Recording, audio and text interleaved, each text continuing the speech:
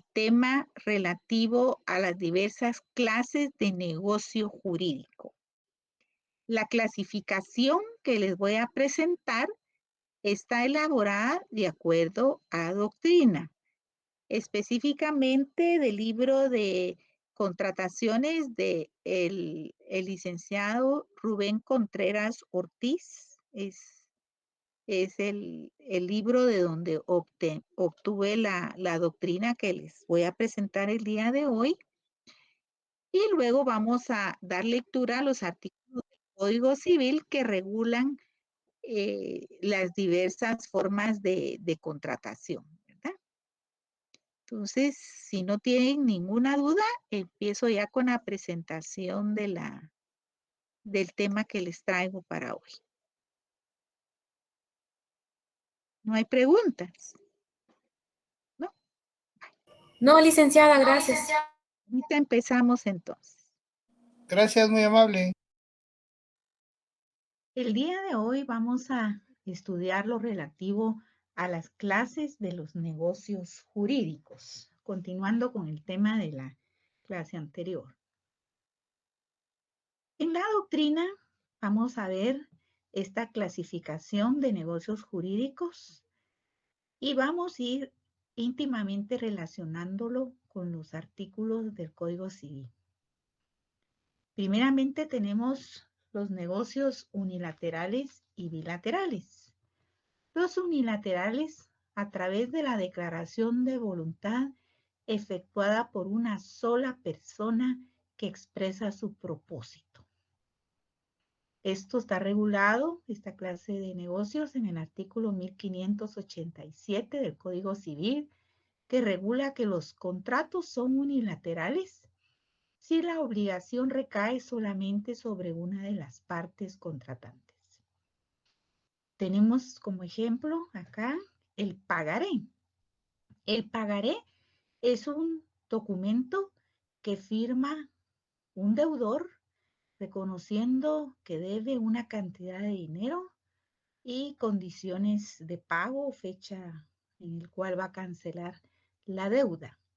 Este documento solo va firmado por el deudor, pero queda en poder del acreedor para que en caso de incumplimiento de lo acordado, puede plantear su demanda a través de un juicio, en este caso sería el juicio ejecutivo.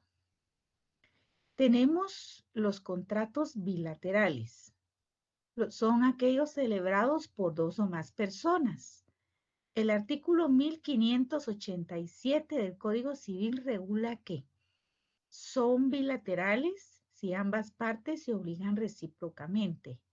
Tenemos los casos de los contratos de compraventa, en el cual hay un acuerdo de voluntades de dos personas. El vendedor que celebra un contrato que transfiere la propiedad a favor del comprador. Y el comprador, que es el que tiene el compromiso, está obligado a pagar el precio que acordaron en el negocio jurídico. Por ello, ambos tienen derechos y obligaciones que cumplir. La doctrina moderna distingue entre los negocios bilaterales sinalagmáticos, que pueden ser los perfectos e imperfectos. Un bilateral sinalagmático perfecto son los que dan origen desde su inicio a obligaciones para ambas partes, como el contrato de compraventa que acabamos de mencionar. Los bilaterales sinalagmáticos imperfectos son los que generan obligaciones a una sola de las partes, pero pueden llegar a generar obligaciones para ambas. Por ejemplo, el contrato de comodato, regulado en el artículo 1957 del Código Civil. Tenemos que esta clase de contrato es cuando se da en préstamo un bien mueble o semoviente de manera gratuita. Y él y la persona que recibe ese beneficio del préstamo de un bien mueble tiene la obligación de cuidarlo, de conservarlo y de devolverlo de acuerdo al tiempo que acordaron. En este caso, tenemos que debe de cumplir un fin. Su fin es de conservación del bien y el fin es ese préstamo gratuito que es un beneficio para el que lo ha recibido, pero tiene que cuidar de él. Por ejemplo, tenemos, como aquí comprende también en el contrato de comodato, los semovientes. Una persona que tiene crianza de ganado, de razas así especiales, pues para la reproducción puede prestar uno de sus semovientes durante un cierto tiempo, pongamos un mes. Durante ese mes tiene la obligación de alimentarlo, de cuidarlo, cuidar su salud y cumplido el tiempo que han pactado, pues lo devuelve. Entonces, aquí tenemos un contrato imperfecto o genera obligaciones a una de las partes, la persona a quien se le prestó el semoviente para lograr la reproducción. Tenemos los negocios jurídicos recepticios y no recepticios. ¿A qué se refieren? Los recepticios van dirigidos a un determinado destinatario y solo existen cuando se pone en conocimiento de ese destinatario. Puede también darse el caso que no están dirigidos a persona determinada. Por ejemplo, la recompensa.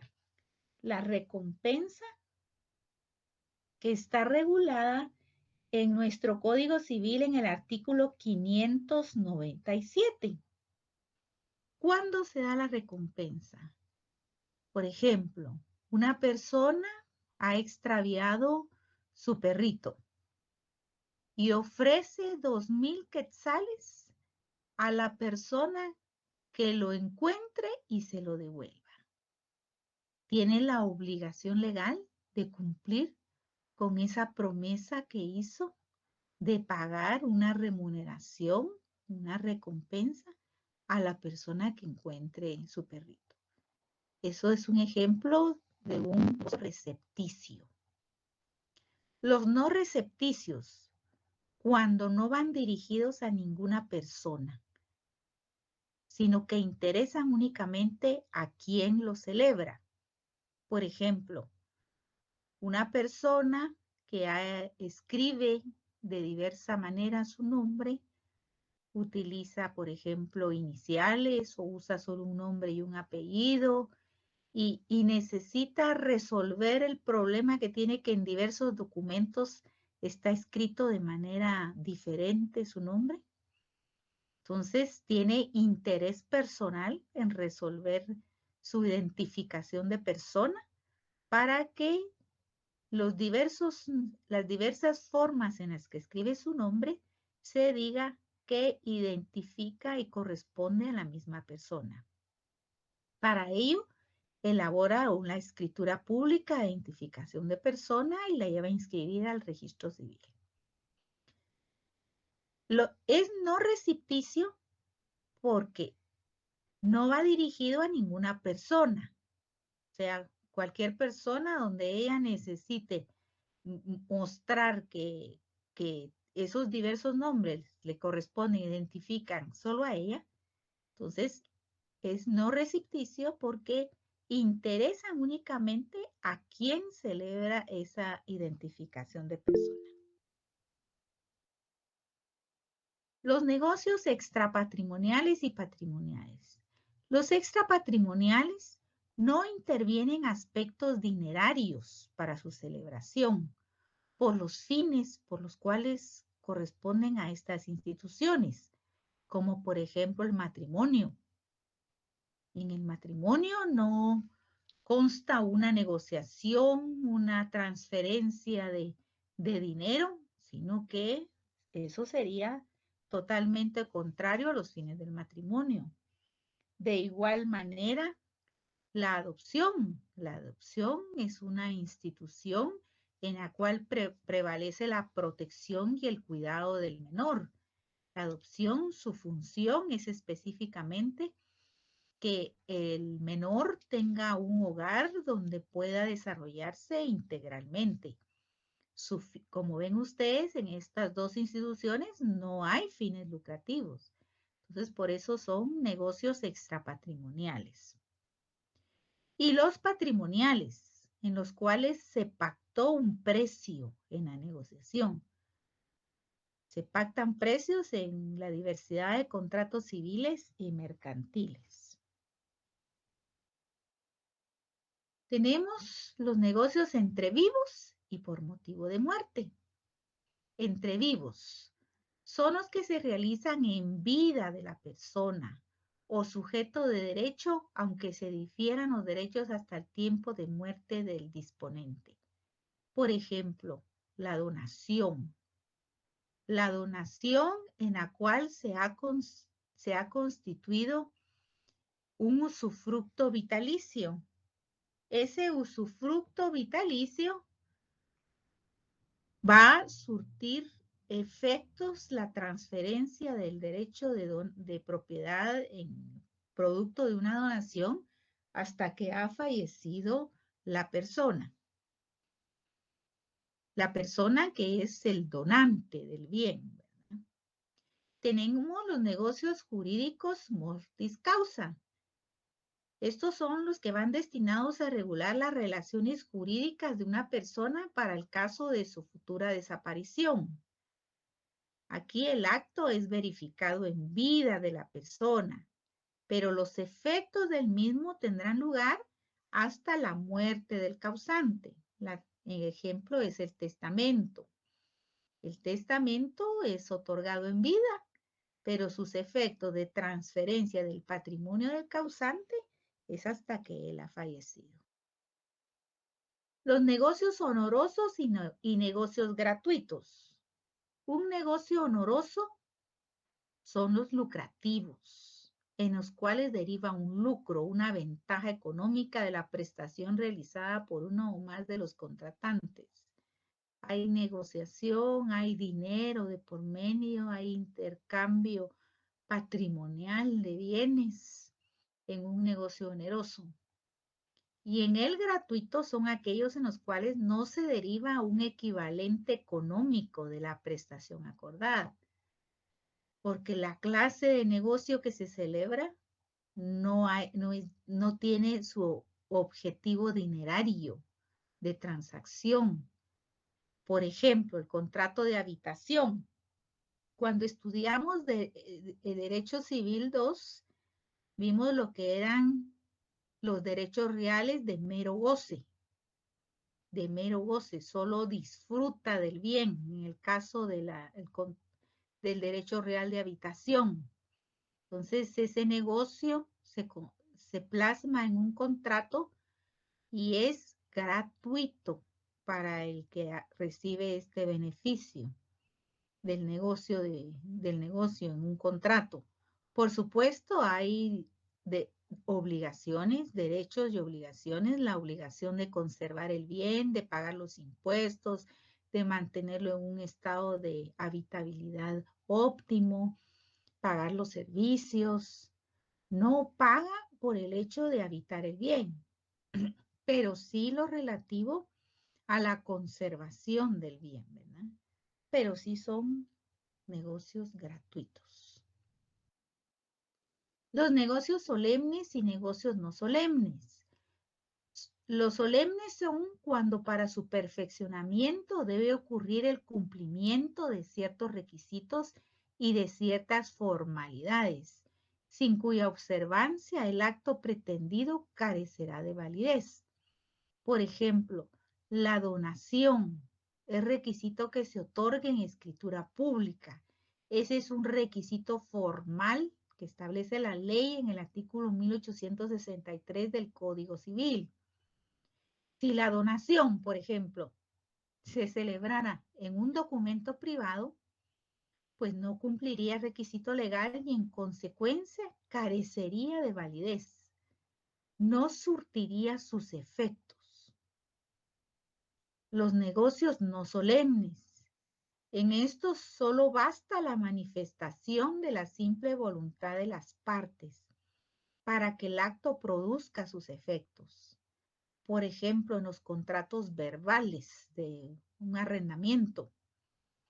Tiene validez, aunque se haya hecho de manera verbal el contrato de arrendamiento, se estableció un pago mensual, se establecieron las condiciones del arrendamiento, pero todo como se conocían las partes celebrantes del negocio, pues lo acordaron de manera libremente, sin que quedara plasmado en un documento. En este caso, tiene plena validez reconocida por la ley esta clase de contratos y a la hora de que hubiera necesidad de ejercitar alguna acción civil para el cumplimiento o bien una desocupación, pues a través de los otros medios de prueba como testigos, declaración de parte, reconocimiento judicial, confesión ficta, una prueba anticipada. Hay varios medios de prueba que se pueden utilizar para demostrar la existencia de un contrato verbal, especialmente un reconocimiento judicial, ¿verdad? Entonces, estos son los negocios jurídicos no solemnes, porque deja en libertad a las partes para celebrar el negocio, sin requisitos formales, ¿verdad? Los negocios típicos y los negocios atípicos. Los típicos cuando el negocio tiene características comunes a una especie genérica de negocios. O sea, son aquellos que están regulados en la ley. Un contrato típico está regulado en la ley. En este caso, en el libro 5, parte especial de los contratos en particular que regula nuestra ley. Por ejemplo, el contrato de compraventa. Este es un contrato típico, porque la ley específicamente desarrolla su normación. Un negocio atípico, los que tienen características propias, no comunes, su regulación es propia. Por ejemplo, tenemos en Guatemala, hay concesiones mineras, en los cuales el Estado hace una reglamentación específica para conceder las licencias mineras y las condiciones en las cuales lo concede. Son atípicos porque su regulación es propia, no están en el Código Civil, sino tiene su propia regulación, sus propias características. No son contratos comunes, sino son especiales. Negocios principales y negocios accesorios. En esta clase de negocios tenemos los principales cuando su existencia tiene una relación fundamental, a partir de la cual nace y se perfeccionan otras relaciones o negocios secundarios. Por ejemplo, un contrato de préstamo bancario. Ese es el negocio principal. Pero se dan negociaciones accesorias dentro del negocio principal, que son aquellos negocios jurídicos que deben la razón de su existencia a un negocio jurídico principal. Por ejemplo, un contrato de financiamiento de un crédito ante una entidad financiera. Aquí es una empresa o una fábrica, ¿verdad?, que necesita tener su línea de crédito para su negocio, para el movimiento de sus negociaciones propias de la empresa. Y por eso busca una entidad financiera para que le dé su contrato de crédito, ¿verdad? Su línea de crédito. Pero dentro de esas diversas movimientos económicos, bancarios que va a realizar la empresa, va a ofrecer una hipoteca por una cantidad de dinero que le prestan, necesita hacer otra negociación siempre con esta financiera y hace también pagarés por cortos tiempos de préstamo de dinero. Entonces, todas estas negociaciones que se hacen dentro de la misma línea de crédito son los negocios accesorios. Se les llama accesorios porque van surgiendo del negocio principal. Y hasta ahí llegamos a lo que es la clasificación de negocios jurídicos. Ahora pasamos a lo que son los requisitos esenciales para la validez del negocio jurídico. Está regulado en el artículo 1251 del Código Civil. La capacidad legal del sujeto que declara su voluntad. El segundo, el consentimiento que no adolezca de vicio. Y en tercer lugar, el objeto lícito. Hablemos nuevamente de lo que es la capacidad legal. La capacidad legal por la cual un sujeto adquiere derechos y obligaciones solo con las limitaciones que pueda tener en caso de capacidad. El artículo 1254 de nuestro Código Civil establece que toda persona es legalmente capaz para hacer declaración de su voluntad en un negocio jurídico, salvo aquellas a quienes la ley declare específicamente incapaces. De esto habíamos ya mencionado que la capacidad se presume que toda persona que va a realizar un negocio jurídico es capaz. Es capaz mientras no sea declarada en estado de interdicción o bien que no esté dentro de alguna prohibición que establece la ley para la celebración del negocio jurídico. Además, la capacidad de disposición del bien con el cual va a llevar a cabo el negocio jurídico. Según el artículo 1383 del Código Civil, en su primera parte dice: para hacer un pago válidamente en las obligaciones de dar en que se ha de transferir la propiedad de la cosa, es necesario ser dueño de lo que se da en pago y tener capacidad para enajenarlo. ¿A qué se refiere esta parte de nuestra ley? En que una persona es capaz, es una persona que puede manifestar su declaración de voluntad para hacer un negocio jurídico.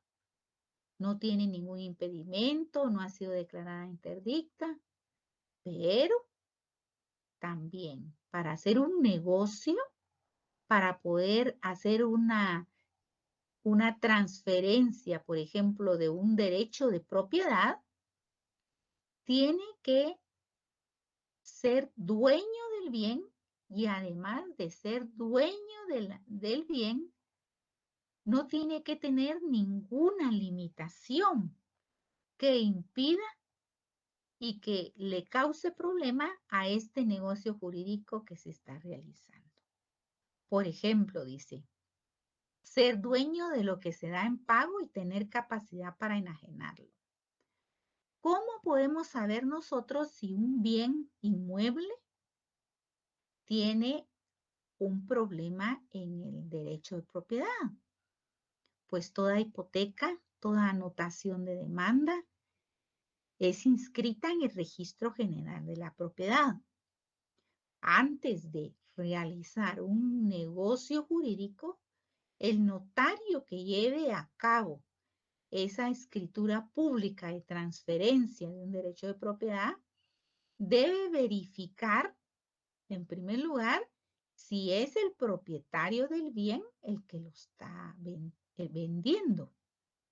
Y además de eso, ver en la inscripción registral que no tenga ninguna hipoteca inscrita, que no tenga ninguna anotación de demanda, para que ese bien esté en libre disposición, en total dominio, sin limitación, para poder hacer el negocio.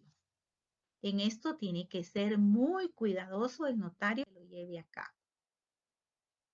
El consentimiento es un acuerdo pleno, genuino, consciente y libre al que se le reconoce categoría de atadura lícita, exigible y eficaz. Tiene que ser el consentimiento, es fundamental. Las partes son libres de expresar su voluntad. Nadie puede obligarlas a consentir un negocio jurídico si no lo desea. Pero una vez comprometida la persona, no depende de su voluntad unilateral desligarse del convenio o pacto. Nadie puede ser obligado a celebrar un negocio jurídico. Pero una vez con su discernimiento la persona está de acuerdo en celebrar un negocio, una vez aceptado, una vez comprometido, una vez aceptada cada una de las cláusulas de la negociación a la cual se ha comprometido, no puede decir el día siguiente, yo ya me arrepentí y ya no quiero, por decirle, el contrato de arrendamiento. Yo ya no lo quiero. Ya firmé el contrato, pero al día siguiente le dice al propietario del inmueble, ya no quiero arrendarlo, devuélvame lo del depósito, lo de la renta que le di. No se puede, porque de manera unilateral no puede desligarse de un convenio, de un pacto, porque de manera unilateral no funciona. Ya hubo un acuerdo de voluntades de dos partes. Entonces, para poder rescindir un convenio, un acuerdo, un pacto, un negocio jurídico, tienen que ponerse de acuerdo las dos partes para poder dejarlo sin efecto a través de otro contrato. Por eso dice que en el consentimiento las partes deben estar conscientes, deben de comprender exactamente y fielmente a qué se están obligando.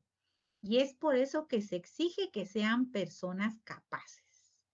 El profesional del derecho que celebra el negocio jurídico, que es el que va a autorizar la escritura pública, por ejemplo, donde se está plasmando el negocio jurídico, tiene que explicarle a su cliente cuál es el compromiso que adquiere y qué efectos va a tener ese deseo de celebrar el contrato.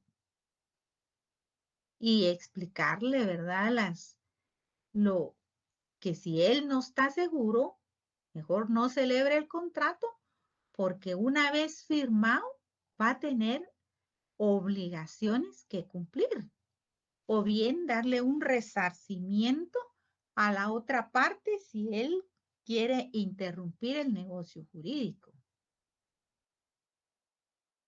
El objeto lícito son las cosas y los servicios lícitos posibles y susceptibles de enajenación sobre los que recae siempre la prestación, es decir, la conducta de dar, hacer o no hacer, a la que el deudor se obligó en beneficio o interés del acreedor.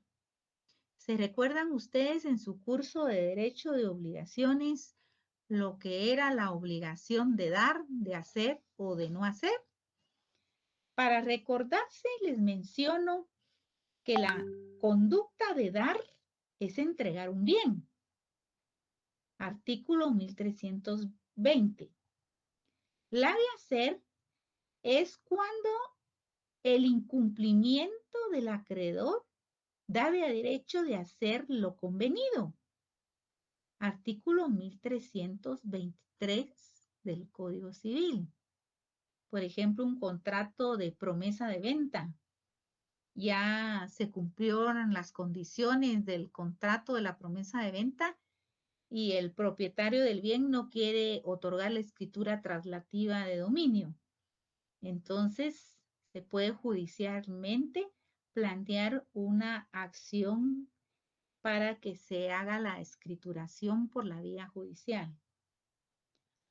Y también la obligación de no hacer, regulada en el artículo 1326.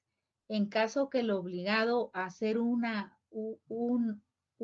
actividad, un compromiso y lo incumple, pues también hay repercusión de daños y perjuicios por no llevarlo a cabo, por abstenerse de cumplir con la obligación contraída. El artículo 1538 del Código Civil dice: no solo las cosas que existen pueden ser objeto de los contratos, sino que también las que se espera que existan. ¿Se recuerdan? En Derecho Civil 2 vimos que puede ser objeto de negociación los bienes por existir. Y yo les mencionaba el ejemplo de las cosechas, que se hace un préstamo en una institución bancaria para poder sembrar determinado cultivo. Y la garantía será los bienes por existir, cuando la cosecha ya haya crecido, ya haya prosperado y puede negociarse, ¿sí?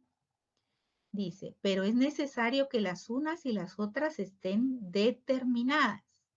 O sea, en un negocio jurídico tiene que especificarse cuál es el bien y cómo es que se va a realizar la producción que se da en garantía, por ejemplo. Entonces, el objeto lícito es el bien, las cosas, los servicios con los cuales es susceptible que haya una enajenación, un negocio, una transferencia de derechos a cargo de un pago o una prestación.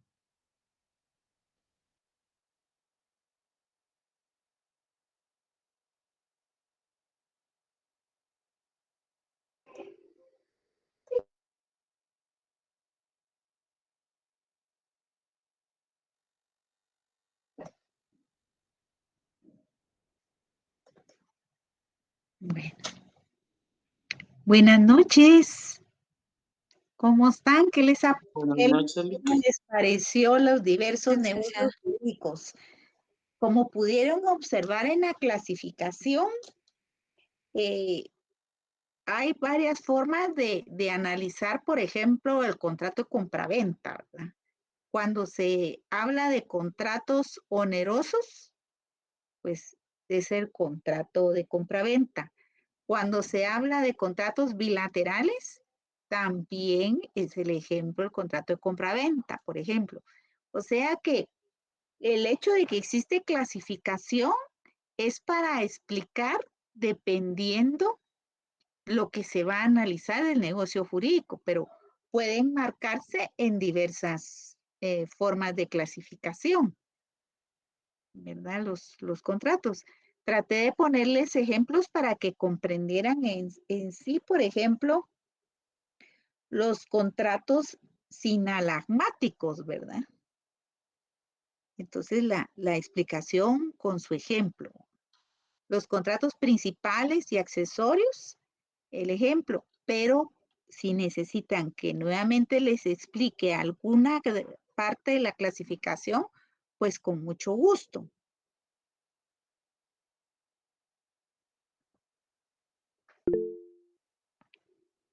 Sí, Jairo, buenas noches. Gracias, licenciada. Buenas noches. Y yo tengo duda en el tema del contrato unilateral. ¿sí? Porque, digamos, si somos específicos tal vez en el tema bancario, entidades bancarias no solo se vinculan en el negocio de préstamos, sino que también hoy en día pues también se vinculan en el negocio de seguros. Y pues en Es ese civil. aspecto hay obligaciones tanto del contratante como de la aseguradora también, ¿verdad? Y en el caso de los préstamos o tarjetas, pues hay también responsabilidades tanto del contratante como de la entidad bancaria. Entonces, mi duda es por qué es unilateral y no entra en el ámbito bilateral. Gracias, licenciada. En primer lugar, este curso es de contrataciones civiles, derecho privado, ¿sí? Derecho privado. En el caso, por ejemplo, de los bancos, tiene su propia legislación los bancos, ¿sí? Derecho bancario.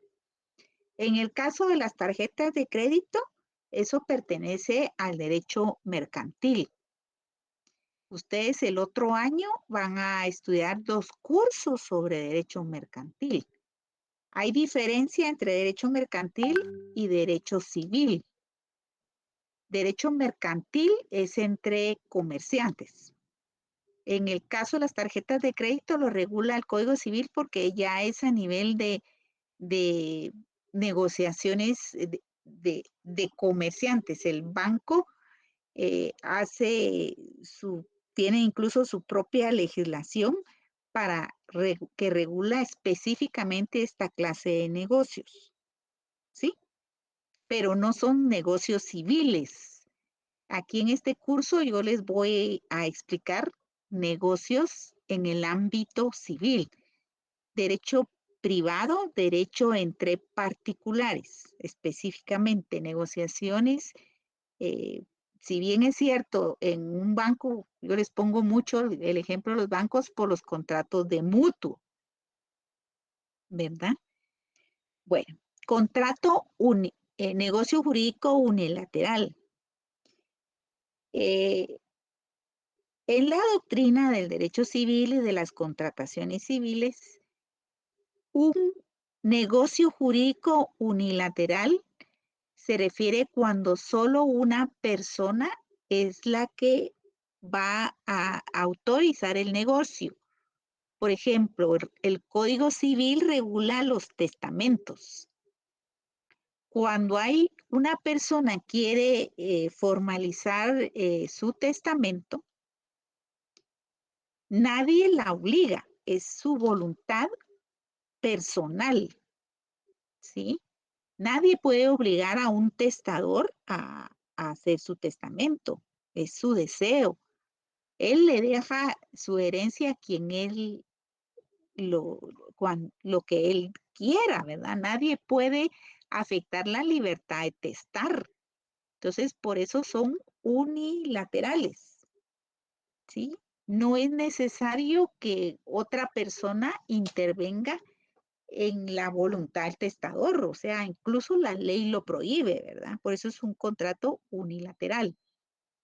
Por ejemplo, una persona quiere hacer su identificación de persona, de nombre, porque lo escribe de diversas maneras. Por ejemplo, Jairo, ¿cuál es su apellido? Perdone, Jairo. Mi apellido es Cian Leiva, pero mi segundo nombre es Misraim. Sí, pues, por ejemplo, usted se firma solo Jairo, ¿cómo me dijo? Siam. Cian Leiva.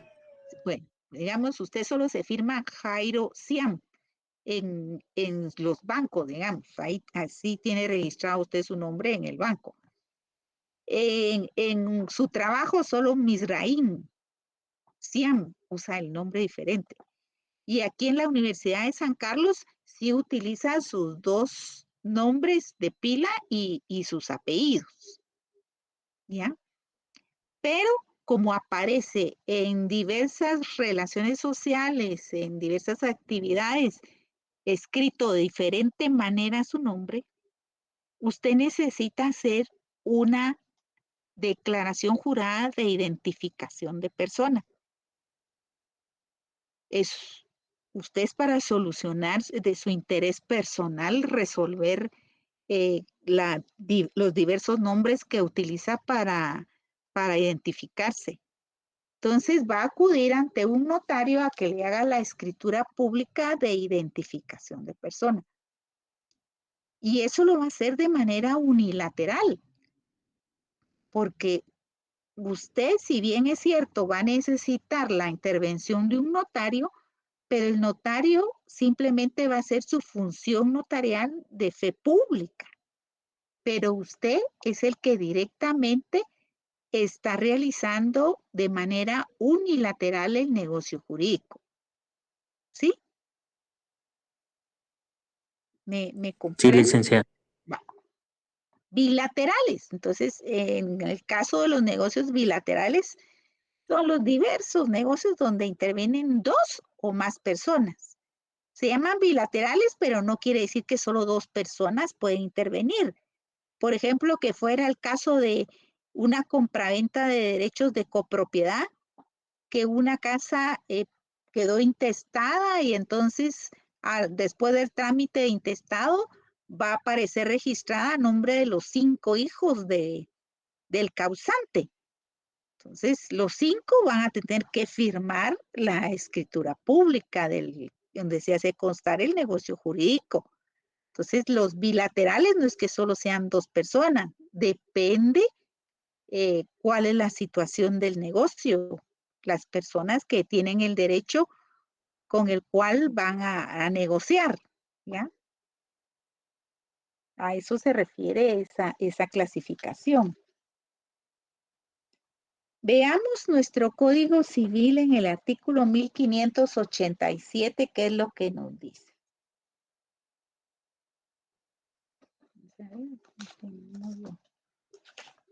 Lea, mira ahí, el artículo 1587.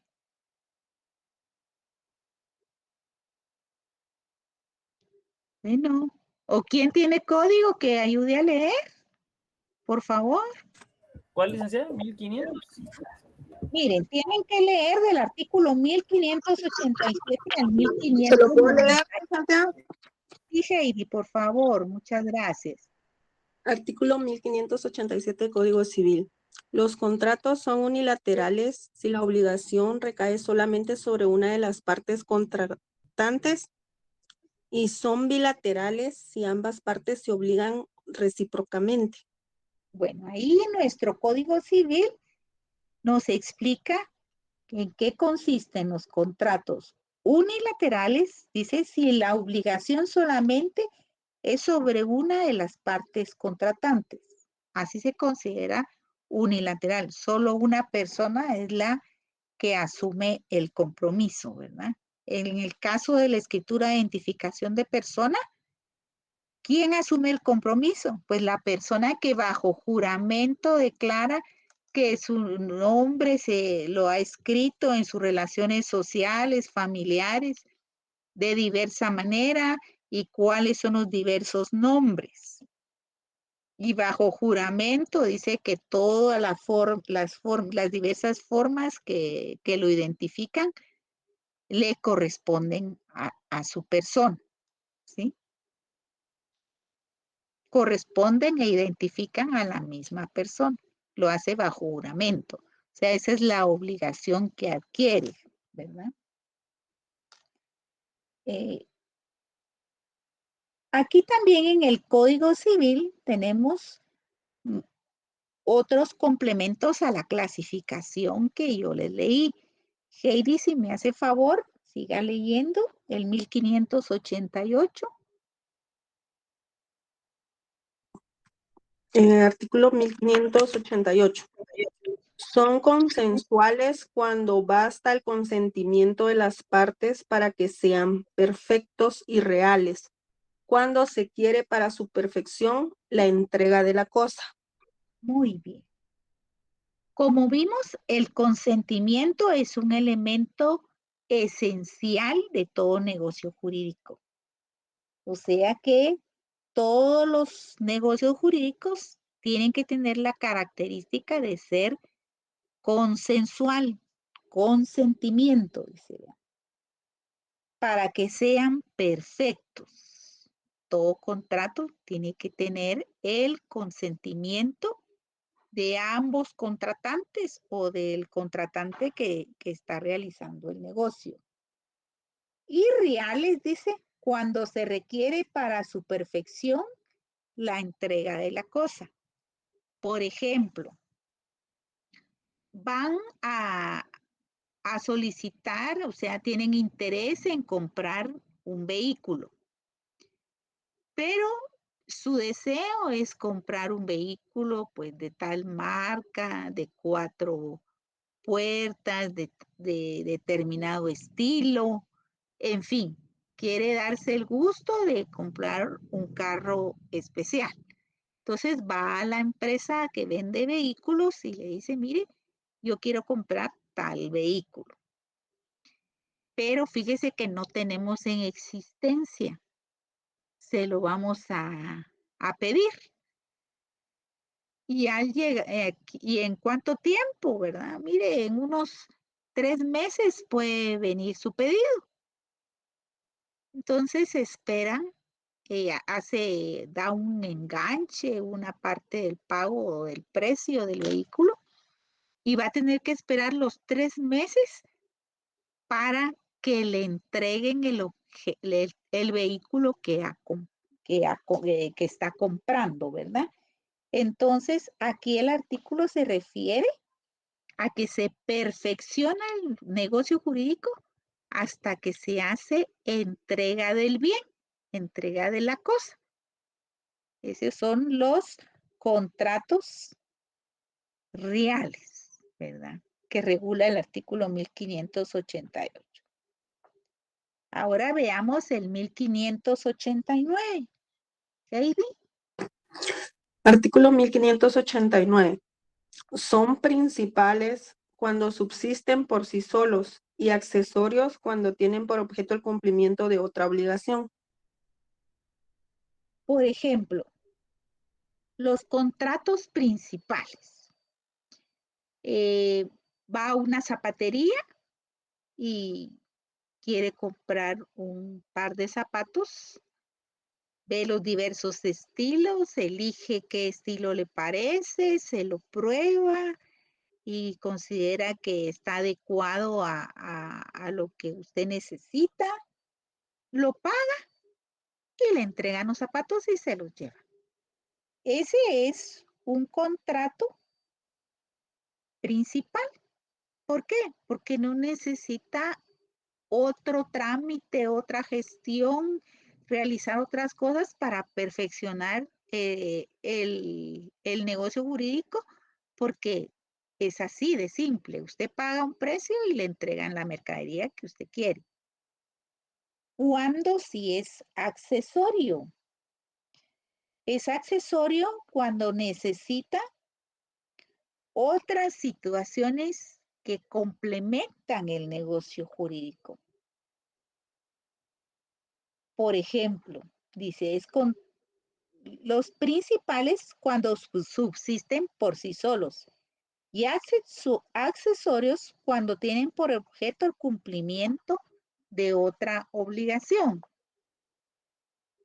Por ejemplo, usted quiere comprar, sigo yo con el ejemplo del vehículo, ¿verdad? Pero hay muchas cosas, por ejemplo, una lavadora, quiere comprar una lavadora, entonces va a la tienda y ve la lavadora, pero la lavadora tiene un precio de 3,000 quetzales y usted solo tiene 1,000.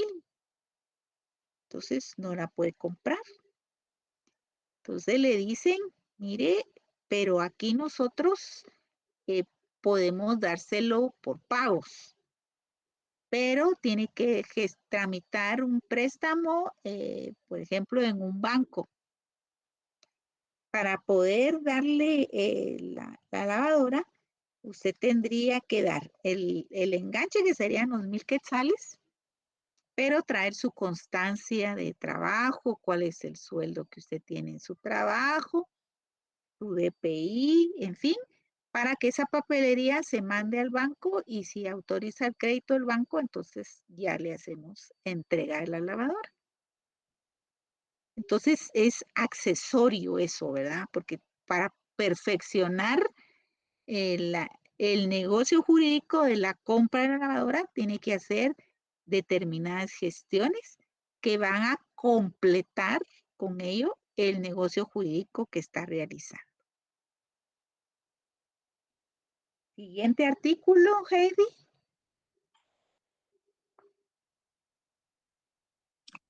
$1,590. Es contrato oneroso aquel en que se estipulan provechos y gravámenes recíprocos, y gratuito aquel en que el provecho es solamente de una de las partes. Bueno, contrato oneroso se refiere a todos aquellos contratos donde hay un valor, ¿verdad?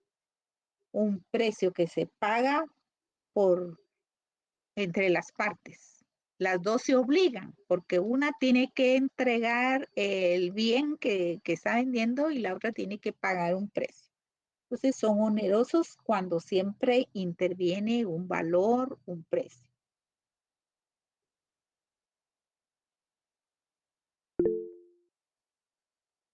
Y el gratuito, aquel en que el provecho es solamente de una de las partes. Por ejemplo, en el caso de la donación a título gratuito, se le entrega gratuitamente un bien sin que pague un valor. Pero vamos a ver aquí en este curso que la ley sí establece cierta condición cuando hay una donación a título gratuito. ¿Y en qué consiste? A lo que sí está obligado el donatario con el donante. El donante gratuitamente le va a dar, por ejemplo, una vivienda.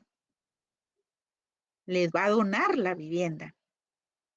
¿Y el donatario a qué estaría obligado?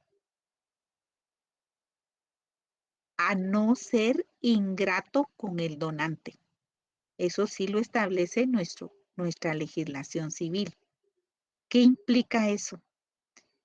Que si el donante le dio la casa y le dice, lo único que, como yo ya estoy grande de edad, lo único que te pido es que me des mi alimento y en caso yo me enfermara, que me des, que venga un médico a verme y me compran mi medicina. Esa es la única situación que yo pido. Pero resulta que una vez realizado el traspaso, por ejemplo, que fuera un hijo o un sobrino, ya se olvida del donante, porque ya la casa ya es de la persona. Entonces el donante ya le firmó la escritura, ya la inscribieron en el registro y entonces, si se enferma, que mire cómo sale, que mire cómo compra su medicina. Comida, ay no, yo me aburro de estarle sirviendo. No, no, no, que mire él dónde va a comer. La comida está muy cara. Como la casa ya es mía, ya no tengo obligación de darle nada. Claro que sí tiene obligación, porque nuestro Código Civil dice que la donación puede ser revocada en caso de ingratitud. ¿Qué quiere decir revocada? Que la puede dejar sin efecto el donante. Puede dejarla sin efecto cuando existen casos de ingratitud de los que regula el Código Civil, como es el no brindarle eh, la atención médica, los alimentos, en fin, atender a esa persona que le regaló el inmueble, por ejemplo. Blanca Elizabeth, buenas noches.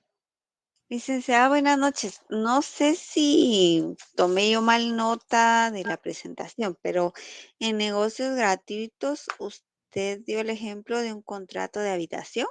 Así, son los derechos reales de mero goce también.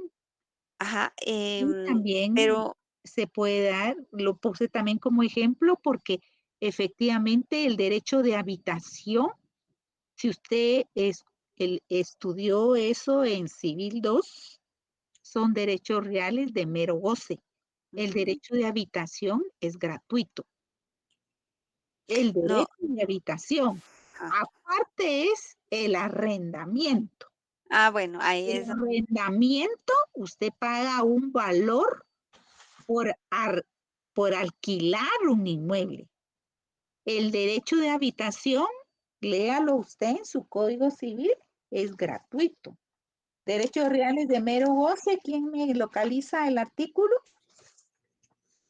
Eso lo estudiaron en Civil 2. Sí.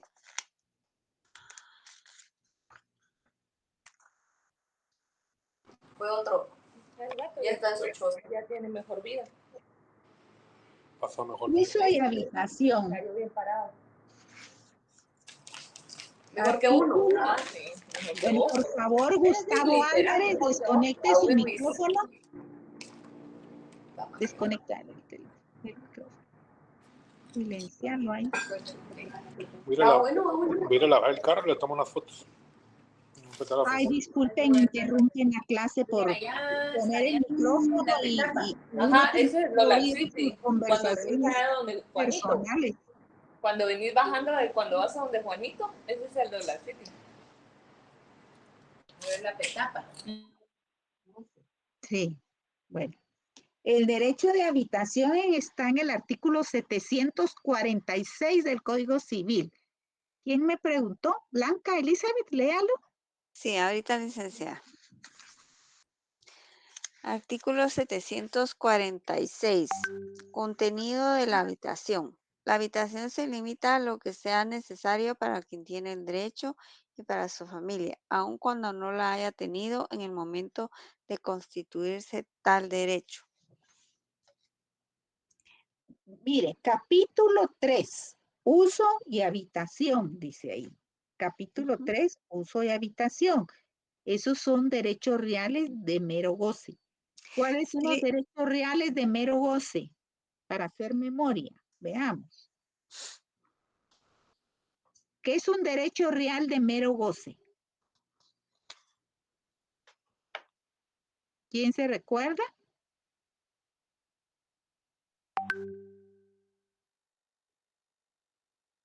Ay. Para su Que no genera privado, es obligaciones, estudiar bastante ustedes. Jorge que no Luis, genera, que no genera obligaciones, licenciada, que no genera obligaciones, sí hay obligaciones. sí Tiene hay. que volver a leer su libro 2 del Código Civil y estudiarlo.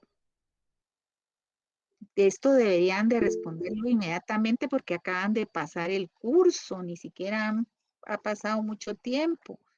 Sí, Adam Avili, por favor. Licenciada, buenas noches. Buenas Si noches. mal no recuerdo, son los que se constituyen sobre bienes, inmuebles para uso parcial o total.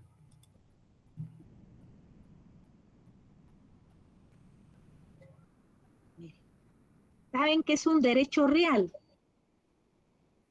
Libro 2 del Código Civil. ¿Qué son los derechos reales? Son todos los Licenciada, es un poder jurídico, licenciada, que ejerce una persona física, o sea, sobre una propiedad. Y hay varias clases, hay una clasificación de derechos reales. Derechos reales es la facultad que tiene una persona sobre un bien, y el cual hace valer frente a todos. Derecho real pleno. Derecho real pleno es el derecho real de propiedad al que se refiere Pablo. Propiedad no solo de inmuebles, de toda clase de bienes. Ustedes estudiaron la clasificación de bienes. Va, esa es la primera clasificación, derecho real pleno. La segunda, derecho real de mero goce. Ahí está el usufructo, el uso y la habitación. ¿Quién tiene el derecho real ahí? ¿Quién ostenta el derecho real que va a hacer valer frente a todos? El propietario. No, estoy diciendo derecho real de mero goce. Usufructo, uso y habitación. ¿Qué es usufructo? ¿Qué es derecho real de uso y derecho real de goce, de habitación? ¿Por qué se le llama derecho real de mero goce? Si no mal recuerdo, Bien, licenciada, bien, es por lo general por los inmuebles. no. Tienen que estudiar, disculpen, pero esto lo deberían de Pues, manejar perfectamente. pues yo pensaría, licenciada, que es porque tiene el derecho y puede reclamar el derecho frente a todos de usar esa propiedad o ese usufructo por el tiempo que fue pactado. ¿Quién es el propietario? El propietario es el dueño que se lo cedió por un tiempo y él tiene el derecho de propiedad o el real de propiedad. No. Derecho real de usufructo. Un ejemplo. El papá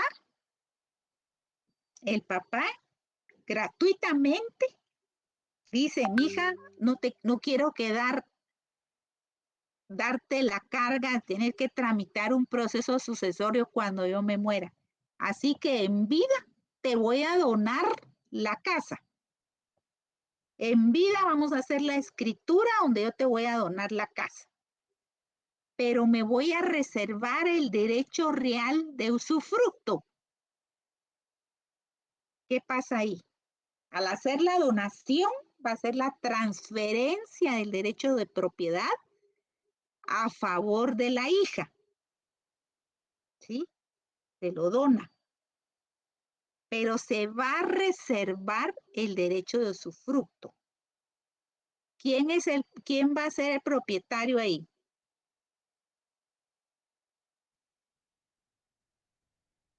Aún sigue siendo La hija. La hija. ¿Sigue siendo el papá, licenciada? sigue siendo el papá. No porque lo La está hija. donando. Sería Cuando la hija, hay una licenciada. La hija. Sería la, Sí, la sería oigo. la hija. Sería la hija, pero en Sí. caso de que, digamos, él se reserva el derecho de usufructo, como usted ponía el ejemplo, ella no cumpla con alguna de las condiciones, él puede recuperar la propiedad. Ah, bueno, pero eso es porque la ley regula específicamente eso en el caso de la donación, pero eso lo vamos a ver más adelante. Yo lo que quiero que comprendan que es un derecho real de mero goce. El derecho real de mero goce es el derecho de utilizar un bien ajeno, porque el usufructuario ya no es propietario. El propietario es otra persona, pero voy a tener derecho de disfrutar de los frutos del bien. ¿Ya? Voy a tener derecho de habitar en esa casa porque va a ser mi derecho real. Mi hija ya le doné la propiedad, ya la tiene inscrita a su nombre en el registro de la propiedad, pero también voy a tener inscrito en el registro de la propiedad mi derecho de usufructo. Y si ella me quiere sacar de la casa, no va a poder porque yo tengo mi derecho real de usufructo. Hay personas incluso que hacen compraventas del bien inmueble y se reservan el derecho de usufructo vitalicio. Quiere decir que mientras viva va a tener su derecho real de usufructo y no lo pueden sacar de la casa. Ya no va a ser el propietario del bien porque ya transfirió el derecho de propiedad a favor del comprador, ¿verdad?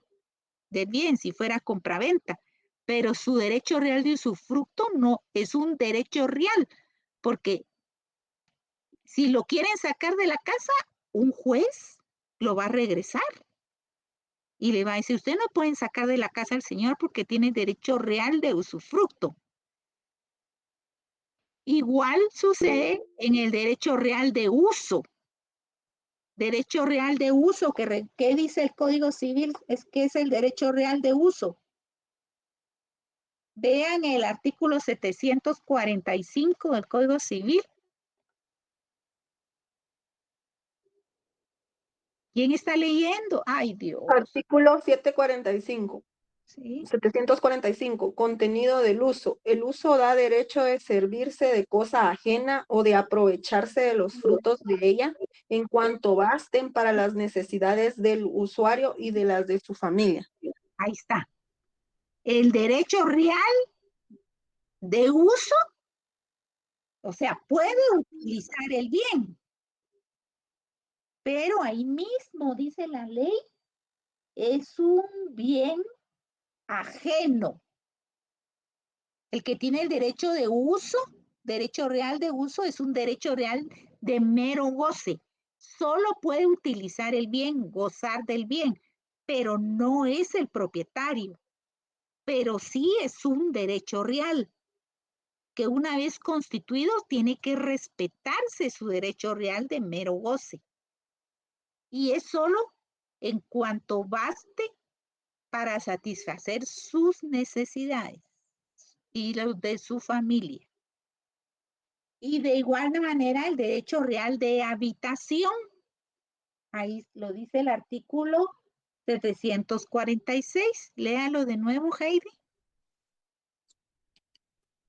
Artículo 746. Contenido de la habitación. La habitación se limita a lo que sea necesario para quien tiene el derecho y para su familia, aun cuando no la haya tenido en el momento de constituirse tal derecho. Lea el siguiente artículo.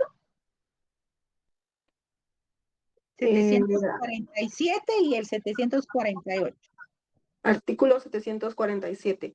Los derechos de uso y habitación se regulan por el título que los constituye. Si el título no determina la extensión de estos derechos, se regulará conforme a los artículos siguientes. Artículo 748. Son derechos inalienables los derechos de uso y habitación. No se pueden enajenar, gravar ni arrendar. Es un derecho real. Si una persona, por ejemplo, en un testamento, un señor deja como heredera universal a su hija, Juana Pérez, es la heredera universal. Pero en un testamento una persona puede dejar sus condiciones, lo que ella desea. Y dice, le dejo el derecho real de habitación, de una habitación del inmueble es bastante grande, tiene 12 habitaciones, pues una de esas habitaciones le dejo el derecho real a la empleada que me ha trabajado toda la vida con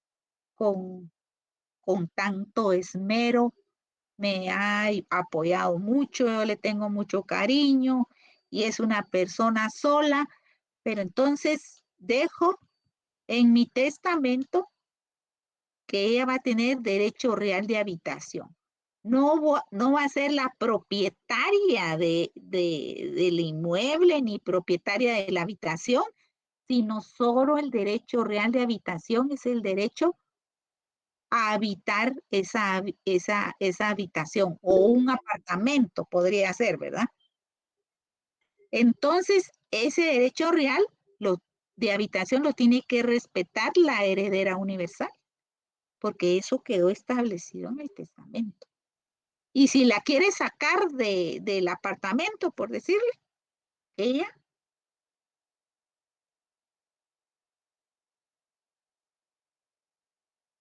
le va a respetar su derecho real. No es el bien que le han dejado establecido en un testamento, en un contrato, en fin, de diversas maneras puede hacerse el contrato. Pero esos son derechos reales de mero goce. Es un derecho ajeno que disfruta la persona pero que se hace valer frente a cualquiera que quiera violentar su derecho real. No son propietarios, pero tienen derecho a utilizar, explotar el bien. Pero la limitación del derecho real de uso y de habitación es que no puede enajenarse, gravarse ni arrendarse. ¿Por qué? Porque es solo para cubrir sus necesidades, no para explotar, por ejemplo, no podía dar en alquiler el apartamento que él tiene en derecho de habitación porque violentaría lo que la ley regula. A ver, ¿quién me estaba preguntando? Perdón.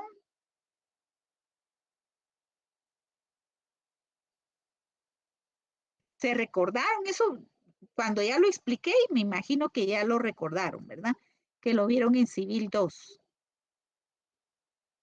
¿Y los derechos reales de garantía cuáles son? ¿Cuáles son los derechos reales de garantía? Hola, ya se fueron, me dejaron solita. Licenciada, la hipoteca, las cédulas hipotecarias, la prenda común, la prenda agraria, ganadera e industrial. Ah, muy bien. Sí, contestó bien. La hipoteca. ¿Y quién tiene el derecho real de hipoteca? A ver, Blanquita. Ahorita le digo, licenciada. ¿Tiene el derecho real de hipoteca? ¿El ¿Quién tiene acreedor? el derecho real? A ver. ¿El acreedor, licenciada? ¿El acreedor? Sí. ¿Y él es el propietario del bien? No. ¿El acreedor es el dueño del bien? No. No. Muy bien, sí. Y ese es un derecho real que tiene el acreedor. En el caso que una persona realiza un contrato, tiene un contrato de mutuo con un banco, pero en eso está platicando con un amigo y le dice, mira, yo soy dueño de esta casa, yo te la vendo, te la quiero vender. Bueno, y te la doy a buen precio. Ah, me interesa el negocio, dice, se entusiasma y se ponen de acuerdo y en cuanto me la vendes y todo. Y va con el notario. Va con el notario y le dice, señor, el licenciado, hágame favor, hágame la escritura de compraventa que se la voy a vender a mi amigo y se la voy a vender barata. Y hacen la escritura. Y viene el notario e inmediatamente hace el contrato y todo. Ahí lo firman, se lo paga. Y viene el licenciado, ahora lo voy a inscribir en el registro de la propiedad. Y lo lleva al registro general de la propiedad. Y resulta que le rechazan la escritura. ¿Por qué creen que le van a rechazar la escritura al licenciado? Porque tiene una hipoteca vigente. Porque tiene una inscripción que es la Muy hipoteca. bien, la hipoteca. Tiene un derecho real a favor del acreedor. Y ellos solitos dispusieron a hacer la compraventa. Y no se acordaron que había un derecho real de garantía inscrito en ese inmueble. Entonces, ¿qué pasó con el negocio? Y ahora van a reclamarle al licenciado. Licenciado, usted tiene que inscribirme esa escritura. Este licenciado no sabe trabajar. ¿Qué dicen ustedes? Creo que primera vez ¿Cuál fue el error del notario ahí? no investigar y ver que no tuviera gravámenes anotados en el registro de la propiedad. ¿Y ahora qué hace? Que ya hicieron escritura. ¿Ahora qué va a hacer? ¿Ah? Cancelar la escritura. Pero ya el negocio ya fue pagado. El que La recibe anulación, licenciada. No, o sea, sí se hace la anulación de la escritura, pero el licenciado con mucha vergüenza va a decir, miren, no se puede, lo siento, devuelvo el dinero. Ya autorizó el instrumento público, notario. Se podría rescindir el contrato. ¿Y si no quiere? No, Si no licenciada, porque hicieron el negocio y no quieren rescindirlo, ¿No sería que presentar una nulidad de contrato? ¿quién va a pedir la nulidad? El que pagó y no tiene su propiedad en un estado correcto, ¿no? Que no pudo comprar porque no se podía Pero ellos sí enajenar. quieren vender y comprar. Uno sí quería vender y el otro sí quería comprar. El notario tuvo el error de no verificar la inscripción registral antes de realizar la escritura pública, y una vez firmada esa escritura pública, está en un protocolo. El notario no puede anular un instrumento público que ya está autorizado, que ya está extendido el testimonio. Eso no lo puede alterar, o es gravísimo eso. Se va preso. No se puede. Un notario no puede hacer eso. Aquí lo que debieron de haber hecho antes de perfeccionar el negocio jurídico es pedirle intervención al acreedor. El acreedor, si ellos le van a decir que quieren hacer una compraventa, ¿Le cede los derechos, licenciada? podría ser que el acreedor, pero va a depender de la autorización del acreedor. O sea, aquí no lo tomaron en cuenta. Pero una vez una persona tiene el derecho real de garantía, ¿por qué se llama derecho real? Porque es erga omnes, quiere decir que es un derecho que él hace valer frente a cualquiera. Tienen que respetar el derecho real de ese acreedor. ¿Sí? Entonces lo que tenía que hacer es acudir con el acreedor y decirle, mire, yo quiero venderlo, pero entonces interviene también el acreedor en esa negociación. Y si al acreedor le conviene cambiar de deudor, pues va a estar de acuerdo tiene que comparecer también en la escritura, diciendo que está de acuerdo en que el nuevo comprador sea el que se quede con la deuda de la hipoteca y se compromete y va a declarar ahí bajo juramento que está de acuerdo en pagar lo que se debe de la hipoteca y que él asume ya una relación contractual con ese acreedor, el nuevo comprador, ¿ya? Pero tiene que haber una negociación donde intervenga el que tiene a su favor la hipoteca, el acreedor. No solo lo podrían hacer dos partes, ¿ya? ¿Por qué? Porque es un derecho real. ¿Entendieron lo que son los derechos reales? Con el ejemplo. Sí, licenciada. Va. Entonces hay varias clases de derechos reales. Está el derecho real perfecto, ¿va? Que es dueño o tiene todas las facultades inherentes al dominio. De mero goce, solo el derecho de utilizar el bien ajeno y de disfrutar de él. Y aparte los derechos reales de garantía.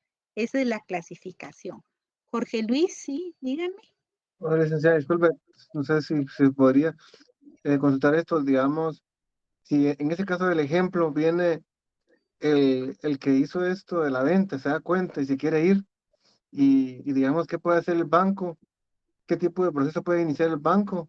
Y el otro, penal El banco tiene la garantía. Es su derecho real.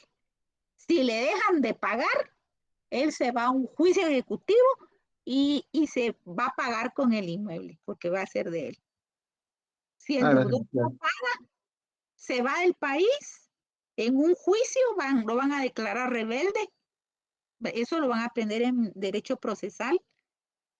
Van a declarar la rebeldía de la parte deudora y al banco se va a quedar con el inmueble después de un debido proceso de un juicio ejecutivo, porque tiene la garantía. Si alguien no paga, el acreedor se queda con la garantía. Por eso es un derecho real de garantía. Garantiza el cumplimiento de la obligación, que es la deuda.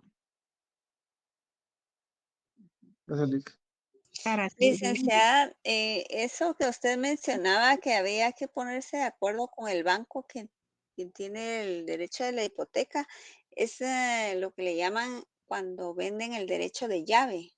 No. ¿No? No. El derecho de llave es cuando hay un negocio. Un negocio que, por ejemplo, tiene una tienda, ¿sí? Pero fueron a poner la tienda, pero alquilan el local. O en los mercados. En el mercado se oye mucho eso de derecho de llave. Tienen sus puestos de venta en los mercados. Pero ellos no son dueños. ¿A quién le pertenece el mercado? A la municipalidad. Es la municipalidad. Pero ellos lo que hacen es pagarle el alquiler a la municipalidad. Pero como ya son negocios que ya acreditados y ya montados y en fin, tienen ahí productos, va. Y dice, yo ya me cansé de trabajar, mejor vendo este negocio. Lo va a vender, lo que tiene instalado ahí, el negocio, la venta de quesos, el congelador, los aparatos, los muebles que tiene, en fin. Entonces, vende el derecho de llave, el derecho de tener un negocio funcionando ahí con los productos que tiene. Eso es lo que va a vender. Pero el terreno es propiedad municipal. Derecho de llave es el derecho del negocio, ¿sí? Sí, gracias, licenciada. Y de lo que está ahí, la mercadería que tienen, en fin. Eso es lo que van a negociar.